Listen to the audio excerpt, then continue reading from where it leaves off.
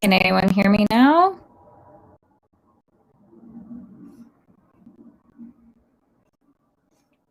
What about seeing me? Let's give it a minute. Hey, can anyone hear me now?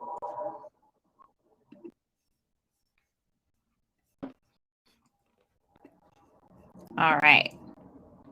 Looky there. Woo! I found a button that was hiding me. Okay. Let me know if the sound doesn't figure itself out. Got a pretty good connection. Uh-oh. Because I can do it like last week where I just turn my video off and just talk. Okay. Perfect. I think that solves it. Let me know if it gets weird again and I can toggle back to my other device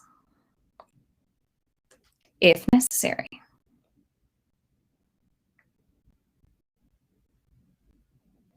Okay. All right. So we're doing okay still. Excellent.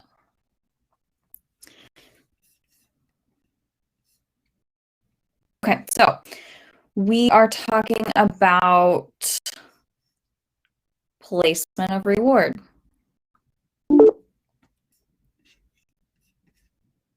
just happened? Okay. I think it made some noise.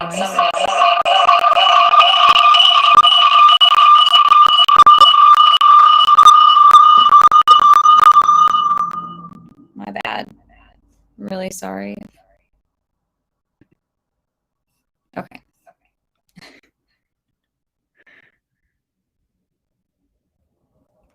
All right. Sorry about that. If you guys heard all that, that was me messing with things that I should not mess with. So I'm going to stop doing that. Okay. Placement of reward. Yeah, sorry. Sorry, dogs. That was terrible. I thought I could just in case I needed to move over, and that was a bad idea. So playing in devices is not recommended. Do that. Yeah. Placement of reward. Notes are behind me, so if I'm turning around looking at my whiteboard, that's why. I kind of, for agility, I want to think about, I use about like 4 ways pretty frequently. And I use pre-place in 2 ways. As a lure and as a distraction. Okay, so when using a pre-placed reward as a lure, it's because I want to create the behavior. And this is maybe a little bit different or strange, but I use it because when we're talking about agility, and we're usually talking about handling and where to place the reward in handling, that's when I'm using a lure to start out. Because I want, number one, I want them to already have that cue pretty fluent. So we know that handling, if the handler's cues are, the dog's behavior is most likely going to be correct. So yeah, so when I use a pre-placed reward to begin, yeah, it's like a lure, but also the behavior should happen. The pre-placed reward just kind of gives the handler some extra confidence that it is going to happen. I also want to give the dog as much incentive as possible for taking the obstacles that the handler can always be practicing leaving. Okay, so I'm going to turn my video off. Let me know if it gets better. Okay, so with the pre-placed reward, and if it doesn't get better, I'll toggle back to the other device.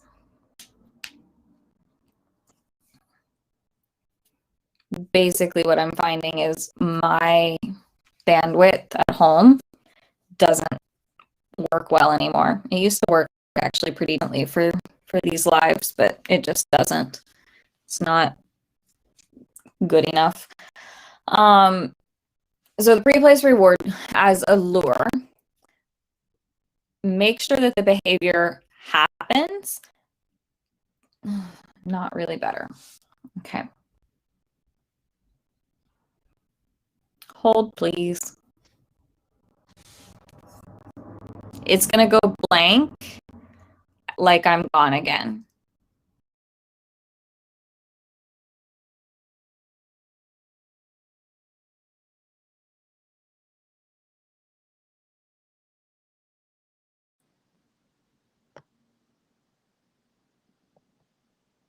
Okay.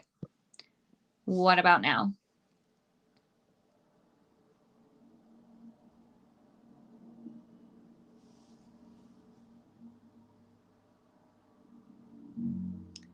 So we're using a pre-placed reward as a lure. Does this work?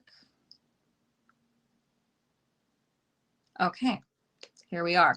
I'm going to talk to this screen instead of this screen, but my comments are on this screen, so bear with me. And now the sun is, okay. So camera is actually on my left, but the comments are on the right. So it's just going to look a little bit weird, but it works. So we're going with it. All right, cool.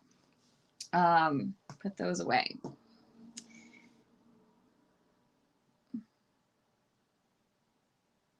Oh, small because I'm on, it's the phone now. It's the orientation of the device. Trust me. Like it's a pain. It used to work so much better. Do you guys remember when I started doing these things and I was like screen sharing with you? It used to be so much better. Oh, wow.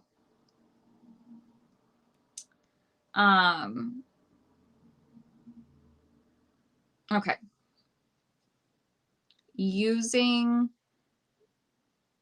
So I use the pre-place reward as a lure, mostly in handling, because I want to 100% make sure that the behavior that you're going to get matches the one that you're going to give the cue for.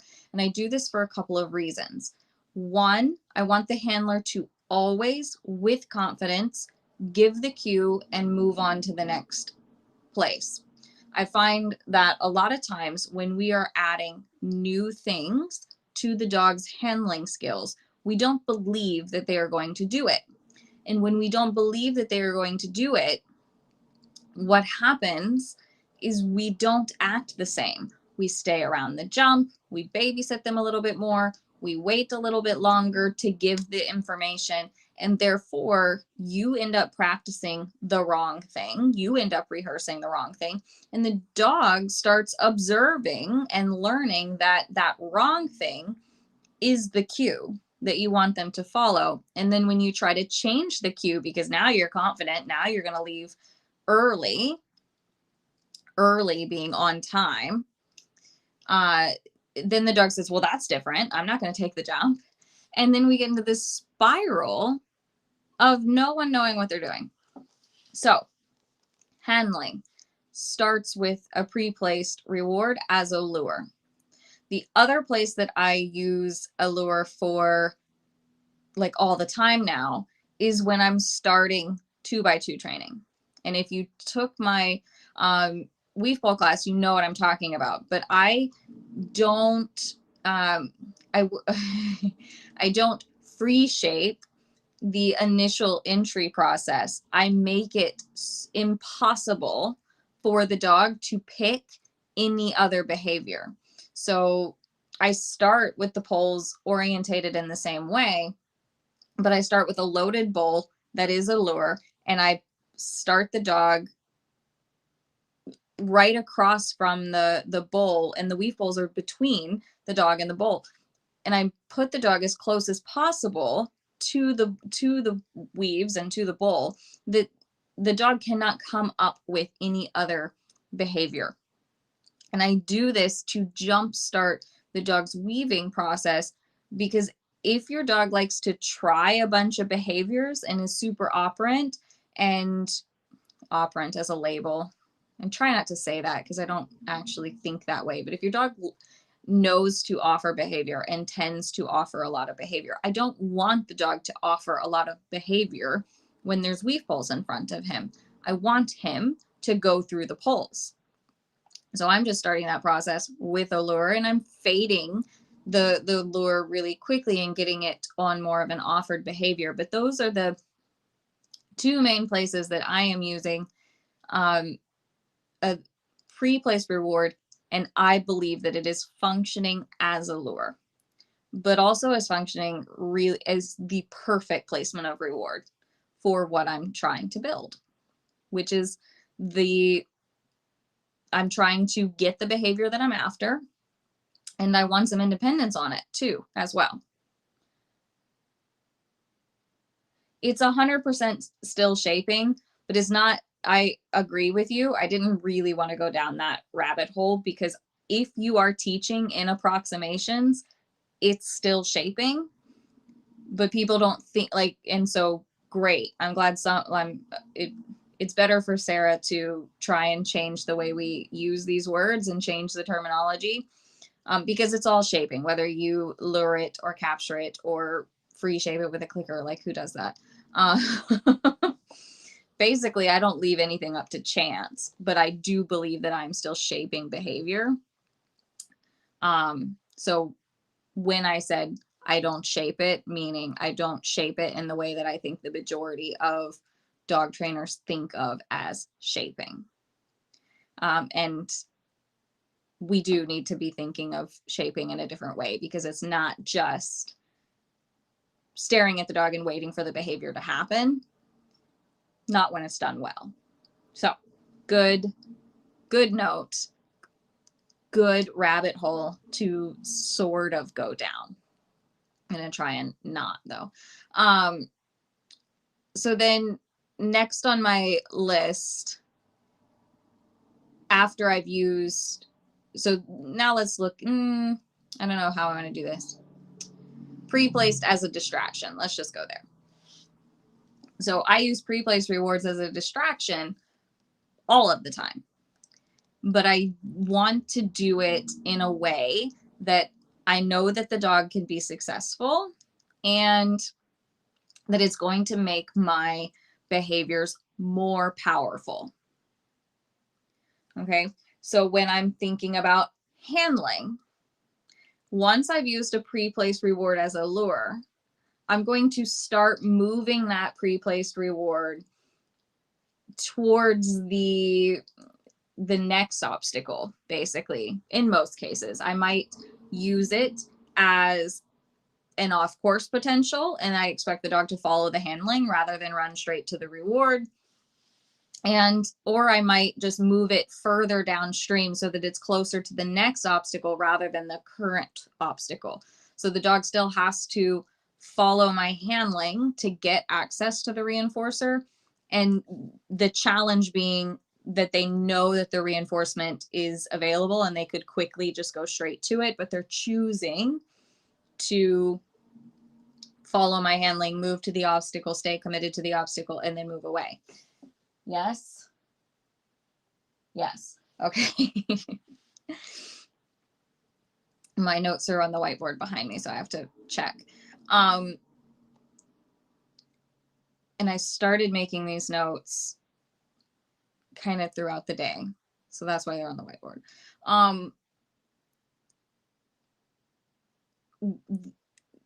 When I use it as a distraction in handling, I need to know that the dog understands that concept of following the handling. So this starts when they're very young or new to agility, and it's one of, I do it as soon as they learn about pre-placed reinforcement. I show them that it's not always just run directly to it, that following my handling will be a behavior. Okay, so assuming I've done some following the handling without pre-placed reward, so I've done some handling on the flat, and then I've also taught a pre-placed reward strategy, I immediately put that in there because I want the dog to feel comfortable and not conflicted about having to go the long way to the reinforcement on the ground. So here's an example. Torch just had like his first real session of a toy on the ground, because he's able to spit the toy out, make eye contact, and move away from the toy. So I'm like, all right, you're ready for this. I didn't film it. Don't ask, Sheila. I don't know why I didn't film it. I don't know why I didn't turn the camera on. It was really stupid. Just don't ask. It was very, very good though. So the first thing that he's learning is that it's not going to be go directly to the reward that I just left, that you're going to be asked to do something else. That first something else is just following me backwards away from the toy. And then I turn him around. He just follows me around the room. And then I tell him he can go get it, so that it's comfortable and that it's not a conflict for me to leave a toy on the ground and ask him to walk away from it and ask him to run away from it and ask him to do things before he's allowed to go back to it. So that's going a little bit down that rabbit hole, but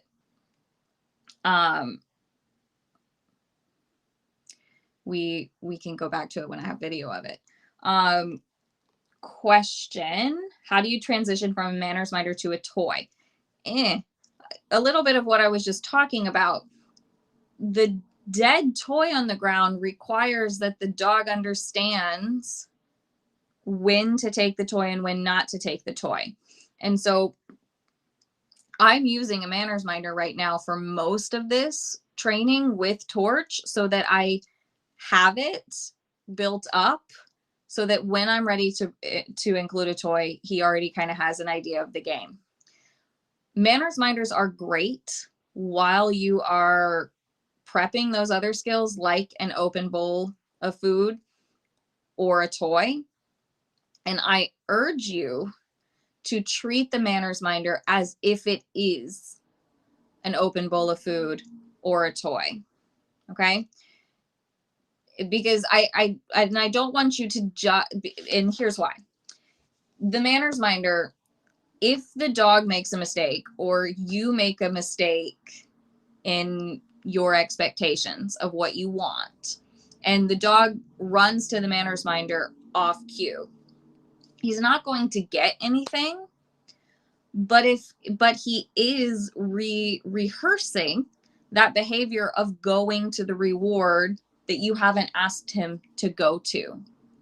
So that should really be a red flag for you, saying, I made this too difficult, or he doesn't understand something about what I'm asking him to do, how I'm asking him to leave the manners minder.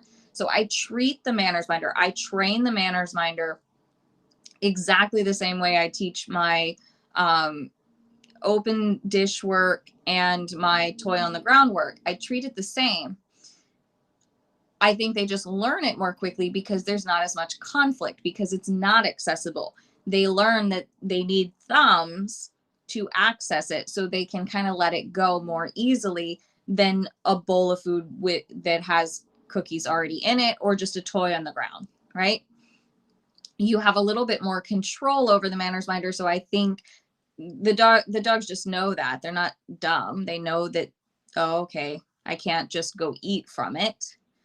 I have to do the thing that makes the sound and then the whir and then the food drops out. So it's a great split, but do yourself a favor and treat it like it is an open bowl of food. Because if you let the robot do all the work for you, you'll have a harder time transitioning to something more accessible. So the question is, what if you don't have the reward with you, and if they do something good, then you go get it and reward them? So that's later. That's much later, and I'll talk about it a little bit later, but stashing the food or the toys away from you, that's not really a part of the teaching phase. That's going to be later on.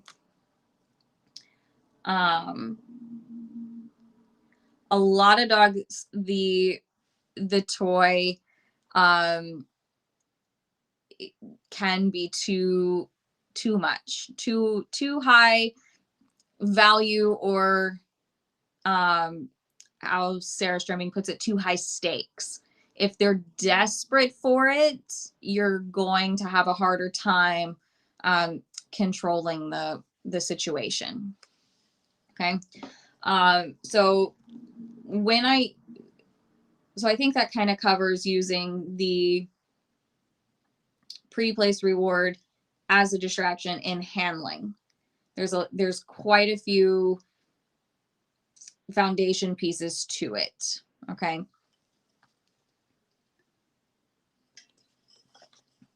But it does make your behaviors more powerful in the long run. Then you also can use your pre-placed rewards as a distraction to your obstacle training. Okay, so let's go back to the weaves for just a second. I start with that lure of the food in the bowl. And then as I'm training, I leave the bowl on the ground. It'll be empty for a while, or if the dog has really good skills, it can be loaded. But I'm using, as the entries get more difficult, the dog eventually has to bypass the bowl in order to enter correctly and weave. So I want the dogs to have that concept from a very early stage in their weave pole training, because entries are a discrimination exercise. Don't take this gap, take this gap. So when we're training them, and I use the bowl in this way, and they learn from the very beginning to not go directly to the bowl, which is kind of where pole gap number 2 would be between poles 2 and 3. The bowl is there, and the dogs might want to go straight to the bowl. That's like entering in gap 2 at pole 2 and 3. If they're learning, no, access to reinforcement has always been through gap 1 to get to the bowl, they're going to remember that when you put a second set of weave poles there. And now they already understand how to pass the bowl and go through the correct gap to get to the bowl. So it's really powerful that way, and I like using it that way. So that's another example of how it started as a lure and it becomes a distraction. We can also use the pre-placed reward as a distraction in your contact training, right? It's stopped or running, really, because we want the dogs to be moving forward, powering forward, looking forward, and it's more ring sustainable. We want the dogs to be able to, if we're talking about stopped contacts, we want the dog to be able to stop and hold their position even with something that they want in front of them. And so if we start with a reward that they want in front of them, that's going to be much easier to transfer and teach them to still stop when there's a tunnel in front of them or their favorite obstacle in front of them. So using it as a distraction there also makes it more powerful later on, because when you have control over what they want, you're going to have a better outcome, right? Control over the reinforcers. They know how to access the reinforcer out in front of them that they want. It's going to make that behavior really, really strong. The other thing is that what it's going to do for you is it's going to be a lot more ring sustainable than you bringing the food back to them or bringing the toy back to them in position, right? In a competition, you're never going to go to them and reward them. You're always going to be wanting them to access reinforcement via the next obstacle. So if the expectation is that the dog will be moving forward to get their reinforcement, it's going to be a lot easier to transfer that to the competition ring. Whereas if you're constantly feeding them or tugging with them on the contact obstacle, and that's their expectation, then you're going to have an issue, right? But remember, we're talking about using it as a distraction, so we already have the behavior. So we're just kind of proofing that behavior. We're enhancing that behavior. We're not teaching that behavior right now. Hopping over to the questions. My dog really wants a toy. If I have it on me, if I put the toy on the ground, he runs to it. So these are, you do have to teach those, the skills, and it's still in class. I mean, Shade Weitzel is the toy guru. Everything that I think I know, I think I learned from her. I'm not sure if I knew anything about toys before I start. I mean, I knew stuff, but I don't know. I really feel like I know stuff now, and so I learned it from her.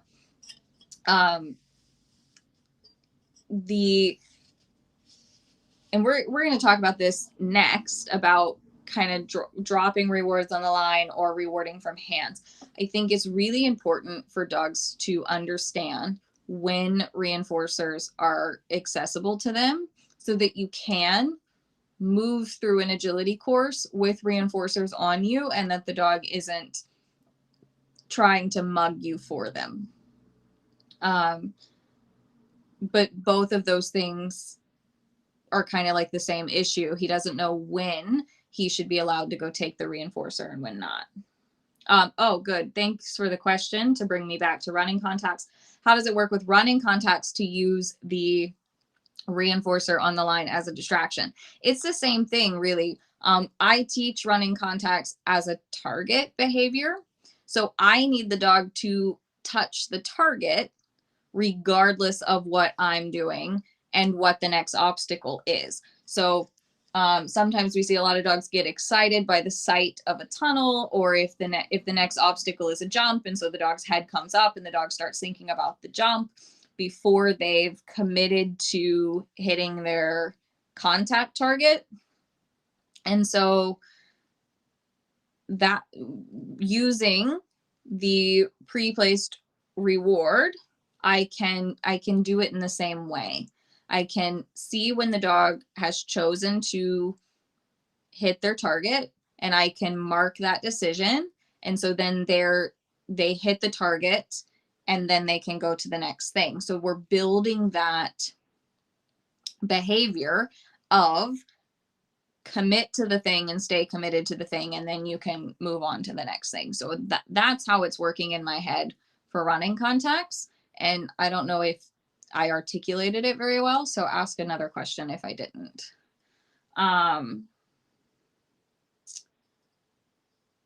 Okay.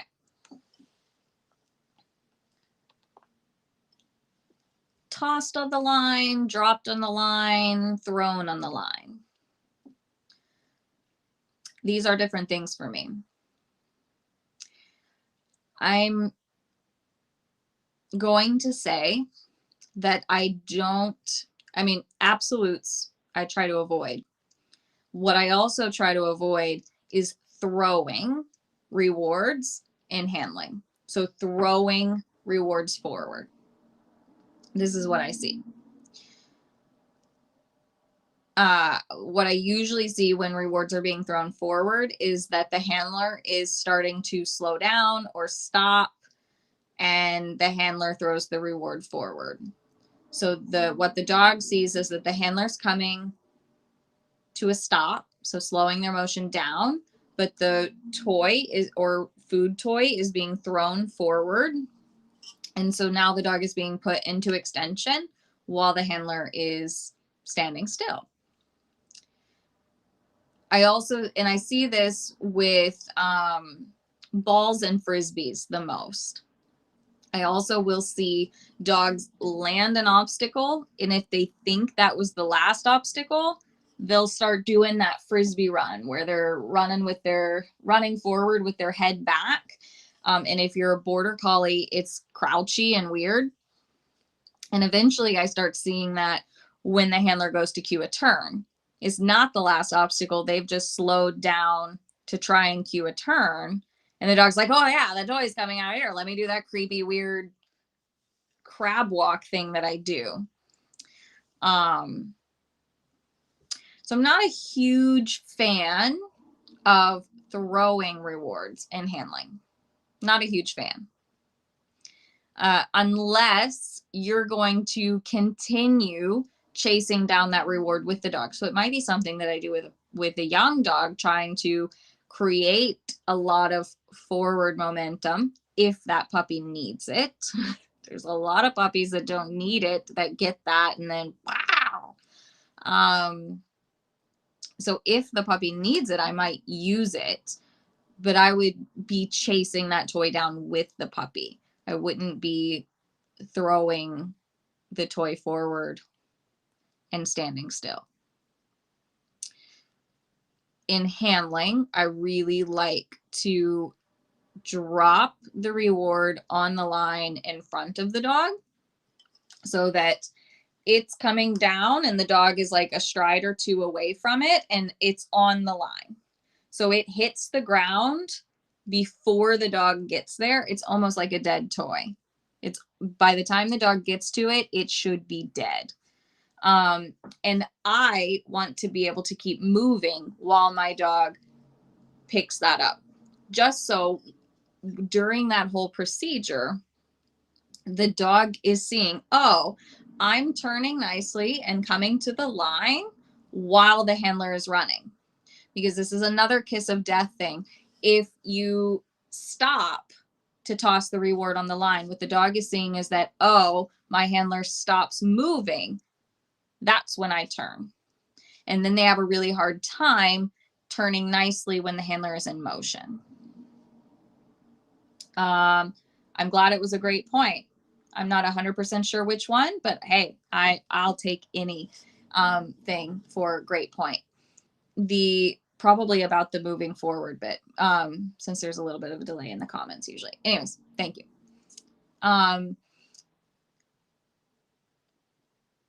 Or I will toss it back. I will toss it back to the dog so that it's closer to the obstacle than forward. Closer to the obstacle than closer to me. I lost the thought and then I was seeing it in my head and the words came back. So I think I have anyways, I have the example in my head. I have to see if I have a video of it. So tossing it back to the dog would mean that as I see the dog commit and I go to move away, I'm going to mark and toss the reward very close to the obstacle so that as soon as the dog lands the obstacle, it's there for them so that they can grab it and be reinforced while again, they are seeing me move away. Because remember, everything from the time of you marking to the time that they collect reinforcement is getting reinforced. So you want them to see that picture of you running away and you continuing to run away while they're getting that ding, ding, ding moment in their heads. Okay, so tossing back towards where the dog is landing or dropping it on the line in front of them so that it is dead before they get to it. Those are the ways that I'm looking at rewarding on the line in handling. All the while I am moving ahead. And if you are in the handler mechanics class, we're going to practice this in week 6. Are all of these reward mechanics without the dog. If you are terrible at tossing rewards, well, you're already getting practice at it this week. You just don't know it because I've described it as some other exercise. But then in week 6, we are going to practice the reward strategies and the reward mechanics of these things. Because I know when I was teaching group classes, teaching in person, I could just do it for the student. But now teaching online, the students don't have me there to toss the rewards where the rewards need to be tossed. And to train really well on your own, you need to be able to toss the rewards where the rewards need to be tossed. So those are the 2 ways.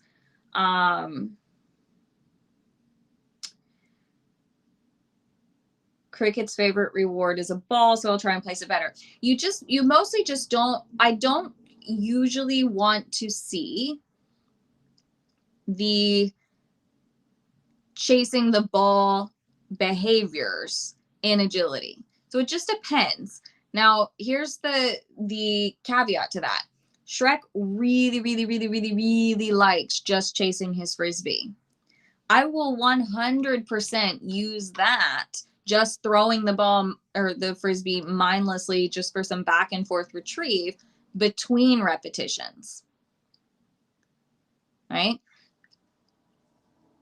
Because that's fun for him. He did a good job. I want to kind of elongate the reward strategy before we go back to work. I want to maybe, increase his arousal, give his brain a break from the work. So I'll do some frisbee tossing to the side, but I don't think it's directly reinforcing any one specific behavior.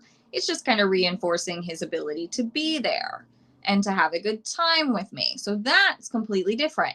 If your dog enjoys that, do that in between repetitions. Maybe that's how you transport back and forth. And also, Cricket's not a sticky, stocky, bullshit border collie. I can say that about them because I have them, and that's their behavior. So you might be just fine to toss the ball forward with Cricket while you stand still, because she's like, you're not, you would have to do it so much to tip her in that direction of the sideways crawl, right? So it just depends. So of course, everything is train the dog in front of you, but in general, I try not to just wing the ball out as the reward for the last obstacle, because you got to be so super clear that the dog understands that the last obstacle is the last obstacle. If they get confused about which obstacle is the last obstacle, then you get that weirdness. And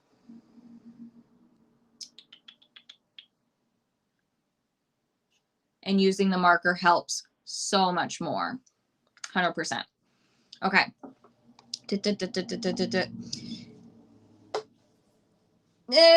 Tossing the reward back, dropping the reward on the line when it comes to obstacles, I'll do it kind of the same way, because if I'm handling with obstacles in mind, I'm handling. So even if it's so sometimes maybe if I'm just trying to keep the balance really well, I talked about how I would much prefer to reward away from the obstacle when I'm doing stopped contacts, but maybe the balance is getting shifted a little bit too much forward, and the dog is now, Shrek is stopping for off the dog walk rather than 2 on 2 off on the dog walk. So then I would want to balance that with some reinforcement close to him, but I don't want to go give it to him, so I might toss it to him on the contact and then release him to it from there. Things like that. I might use his catch cue to toss him a cookie while he's in 2 on 2 off position while I'm still running forward, just to balance the forward reinforcement strategy with stay put reinforcement strategy. So that might be a way that I would use tossing back the reinforcer. Same with a little bit of the weaves. If I want to create tighter exit lines in the weave poles, I'm going to reward closer to the weave poles than further ahead. Things like that.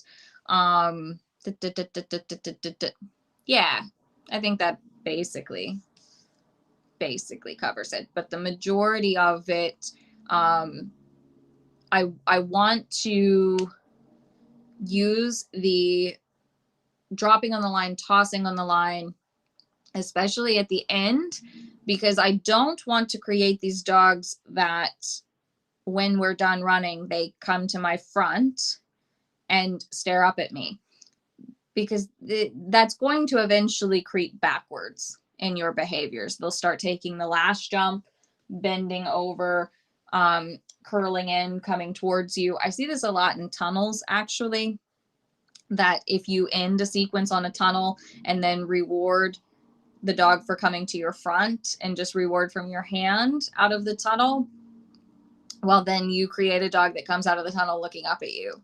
all the time because they're not sure if this is the last tunnel and the reinforcer's coming or not.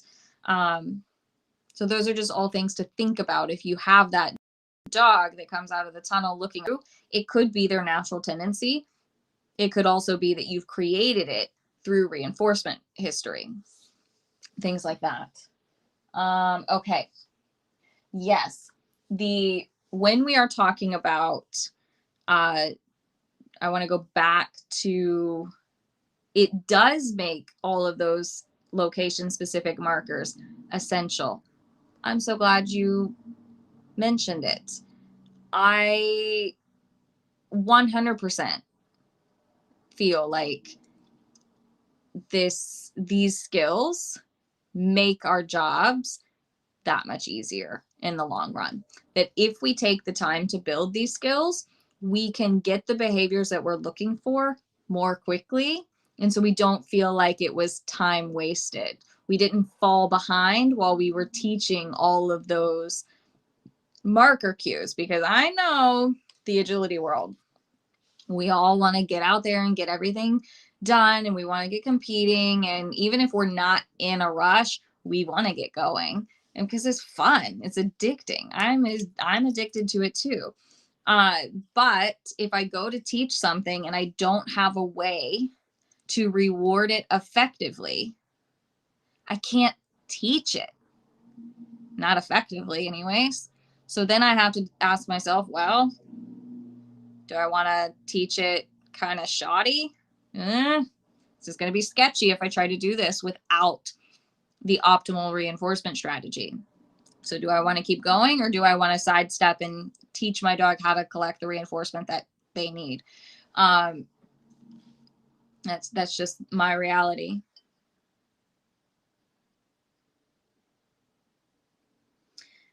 So running, oh, wait, I lost some comments. Guilty of flinging the ball at the end. She gets it and runs off, which is now a huge problem. Right. So then you have to pivot, right? So you have the options in that case. Do I have another reinforcement strategy that gives me the same, that fills the same function, right? Can you use a food toy or a food robot or something like that that gives you the same behavior that you're after, gives you the same reinforcement strategy that you're offered, but that doesn't also come with the, we're going to call them garbage behaviors of, it ruins your loop, right? If they run off with the ball and they're like, haha, see ya, you can't get another repetition in, or you have to be okay with getting one repetition in and calling it a day, or, calling it, if you can go out and do one rep every half hour when they decide that they would bring the toy back, well, that's fine, I guess. It's not the most efficient way to train, but if you've got that time, you've got that time. So it becomes that when you go down a training path and you don't have the way to reinforce that you would like to reinforce, you have that choice to pivot and teach that reinforcement strategy, or try and walk through the mud in your flip-flops. I like that analogy. I like it, and it doesn't matter if you like it. Yeah, loops break. I wanted to, before we go on, one more thing about tossed on the line. And I think the timing of your click, so the timing of when you mark that reinforcement is going to be available, whether you're tossing it back to them or dropping it on the line in front of them. I think that there needs to be two ways we think about this. One, we need to be able to mark when they commit. Pop quiz, what is commitment?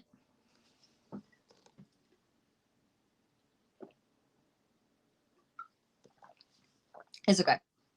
Commitment is the dog selecting the obstacle. They've looked at it, they've chosen it. And I want to be able to, especially if I'm rewarding back at the obstacle, I need to be able to mark before they take it, or I'll be late. The toy won't get there in time. The food won't get there in time. So I need to be able to mark when they select it and toss that reward back to them before they take off. And I need them to stay committed while that happens. And that is an advanced skill. That can't happen if they don't understand these reward processes. I say advanced skill because it's a difficult concept, but I teach it when they're really young, just starting out. It's like one of the first things I do to teach agility is that keeping commitment exercise. When I'm dropping it on the line ahead of them as I run away, I'm probably marking later after they've landed and they've made the decision to turn and come to the new line. Then I'll be like, yeah, that was good decision, you, and drop that reward on their line a lot further ahead. So those are my things.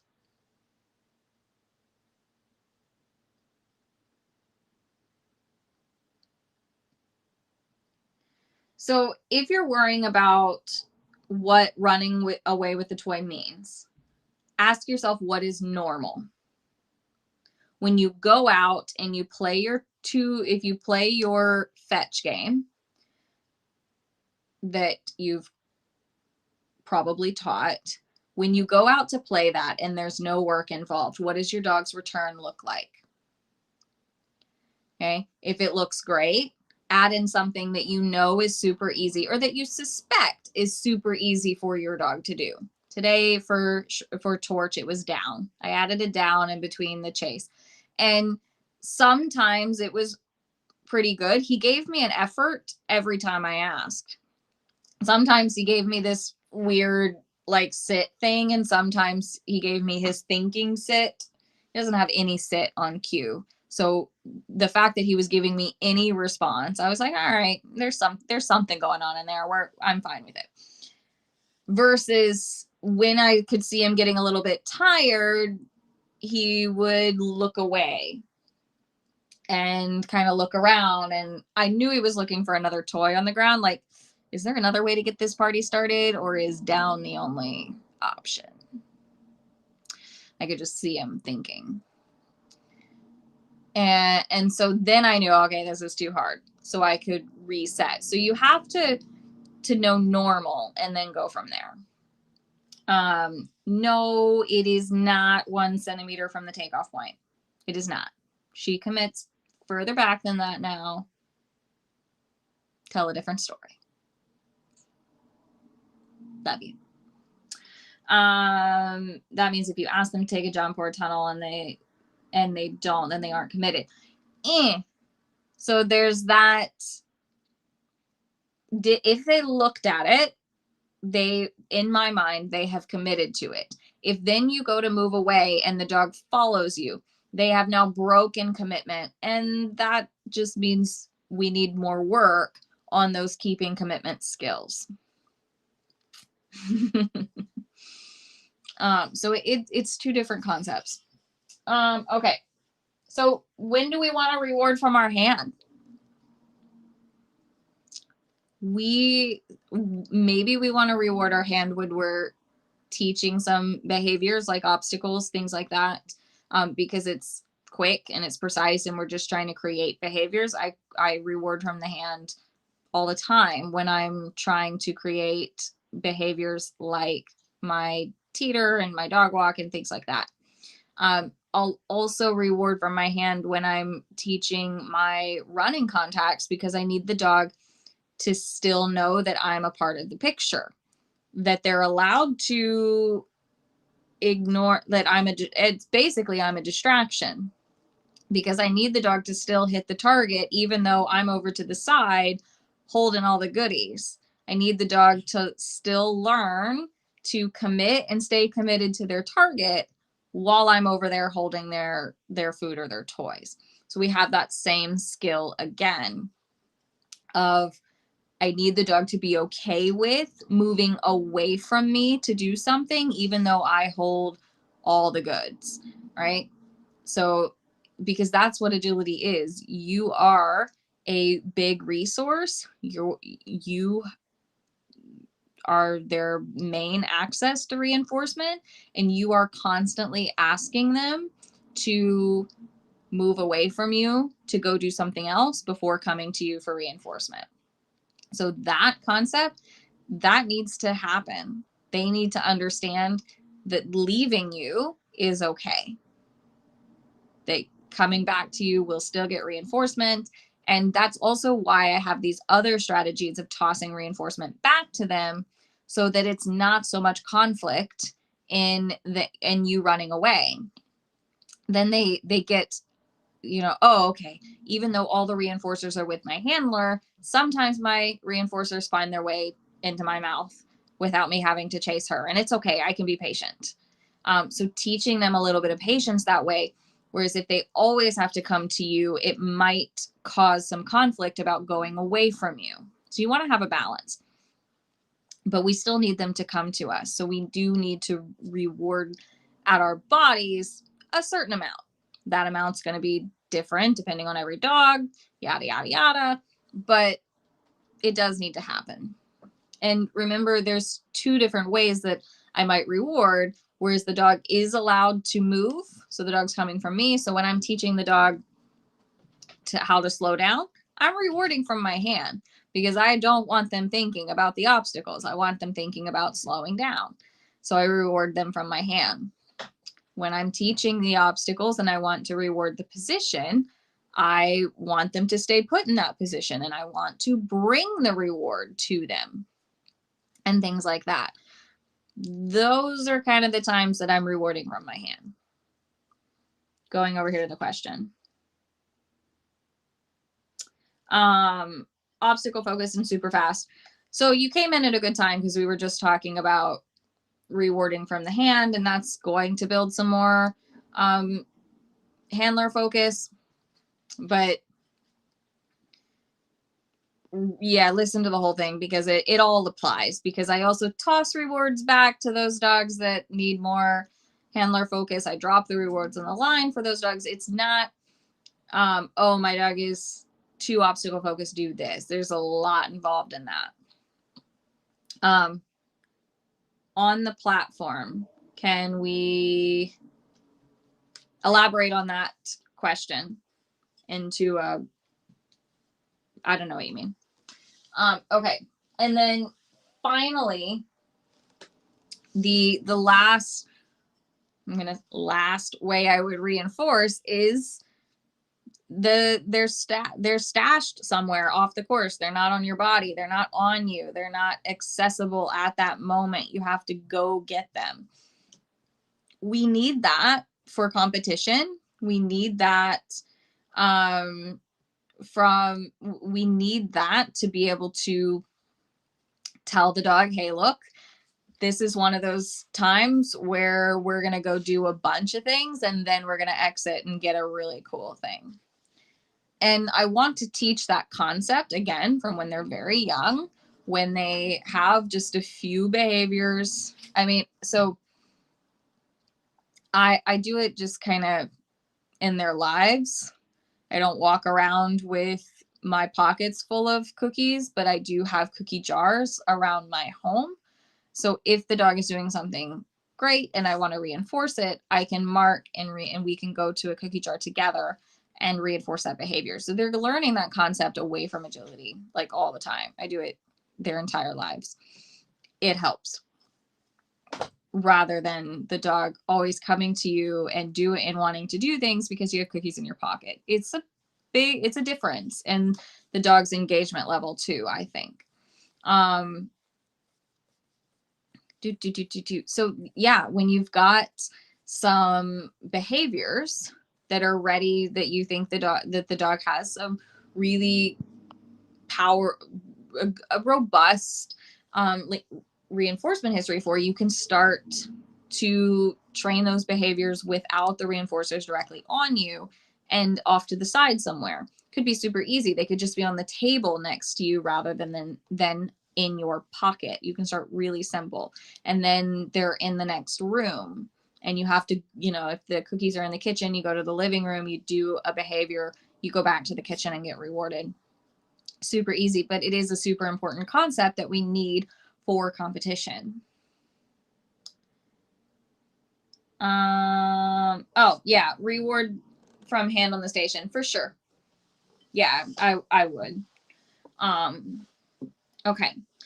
Do you use dish for going to the cookie jar? I can. So the difference between, so like I think I posted a ring prep session in the group just recently in the, last few weeks. And I did use his dish as the cookie jar. The difference is if I say dish, he can access it on his own. So he should run to the bowl and eat. And if it requires thumbs, so if it requires me to get it for him, it's cookies. So in that video a few weeks ago, I was using his bowl because that's what I had available. I could also just use the bag of food. And I left the bowl on the table and I marked cookies. So you could see him, he would run right over to the table. He could have put his head in the bowl, but he knew not to because I said cookies, and cookies requires thumbs. It's just the rules. I've been doing, when working the small space setup, I go with the perfect. So especially if you're wanting to build competition behaviors up and get that reinforcement history for like just duration of working, having the reinforcers off you is a good way to go. When you toss them treats, do you toss them in the dirt? I did when I worked, when I am training in dirt. Yeah, I toss them in dirt. I mean, it does limit what I use. I have to have, treats that are visible. You have to have something that they'll still eat, even if it gets a little bit dirty. But yeah, you just toss them. They eat it. If they want it, they'll eat it. But otherwise, if they are a little bit pickier and they're not interested in eating off the dirt, then I use food toys. And we just have to teach them how to use those tools, that they are food, that they are ways to access food. Because my final thought is that we have to build these strategies in a way that the dog is able to predict them. When the strategies are predictable, they are more powerful. If the dog never knows when reinforcement is coming from and where it's coming from, you're going to get to a hot mess express a lot faster. So locations, like the words that I use, location specific marker just means that you've named what and where the reinforcer is and is coming from. Okay. So for example, I say, yep, for come eat from my hand. You are able to move from wherever you are and come eat from my hand. Good is stay put. I'm going to bring food to your mouth. Chase is chase the frisbee, chase the toy, watch it leave my hand, chase it down, pick it up, bring it back. Get it is grab the toy that's on the ground in front of you. Catch is I'm gonna throw something to your face, you better catch it. Things like that. It just needs to be words or sounds that you can remember, so that you consistently use the same word or sound when you're delivering that reinforcer. They become powerful enough that when I was beginning, if I said the wrong word, like if I said a food word and produced a toy, Shrek's face would be like, that's not what you said, and that's a little disappointing. It also, this is it's really funny, but Shrek is kind of, he has pretty good food drive, but he's picky about what food he eats. So he doesn't think things that like fruit and vegetables aren't food. They're not meat. So only meat is food. And so I can get him to eat fruit and vegetables via his marker cues. If I just hand him a blueberry, he won't eat it. But if I tell him chase, he'll go chase the blueberry down, pick it up, bring it to my hand. And then if I say, yep, and hand him a blueberry, he will swallow that blueberry. He'll take it because I asked him to. I said it's coming. I said food's coming, and he trusts that yep means food is coming. And he'll eat things he doesn't want to eat because that's what it means. It's really, really fun. It's kind of funny. Okay. Any final questions?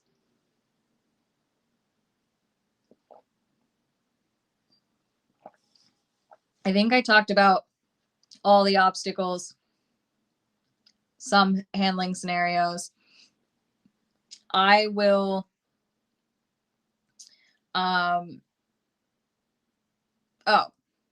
while you guys are talking about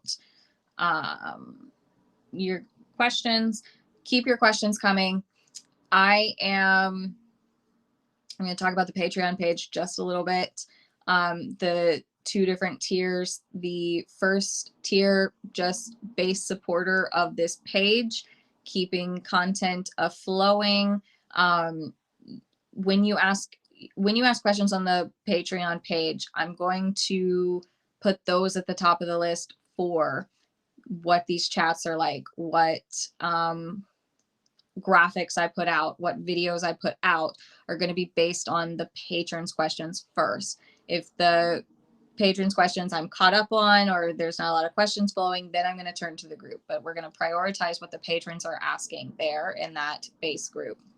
You also get access to some extra videos and things like that as they come up.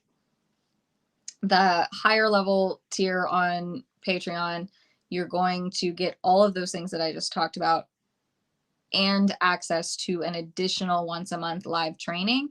And April, the live training is going to be on collection, like teaching it and the mechanics behind getting the dog to slow down and collect, and the handling. And if I can, I'm going to try and set that up as a live demo on the agility field. So we'll see. So check out the Patreon page if you are interested. There's some questions. Oh, the queue list. Yeah, I can drop the queue list in the group. Because yeah, it can be really hard sometimes.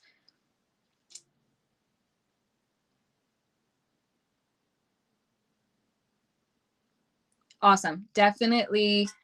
And that's another great point. If you have questions that come up either later, you've kind of digested what I've said, or you go back and you listen, and you are a patron, put them in the Patreon page, because it helps me either follow up and give you guys access to more content to kind of fill in some goals, some gaps, and for future things. And it also helps me when I'm explaining this information in the future. If I know what questions came up from how I explained it the first time, it means I'll get better at explaining it then next time. So your questions are really valuable to me and everyone around you, past, present, and future. Excellent. So thank you for everyone who has already signed up as a patron. That's really cool. That's really exciting to me that you all love this group so much and love this page and want to keep it going. I really, really, really appreciate it. All right.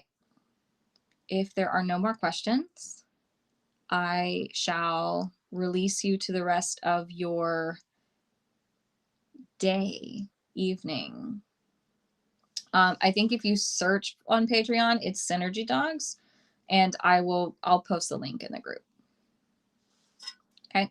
And if, like I said, if more questions come up, post them either on the Facebook group or on the Patreon page if you're there, and we'll try to get it answered for you. All right. See y'all later.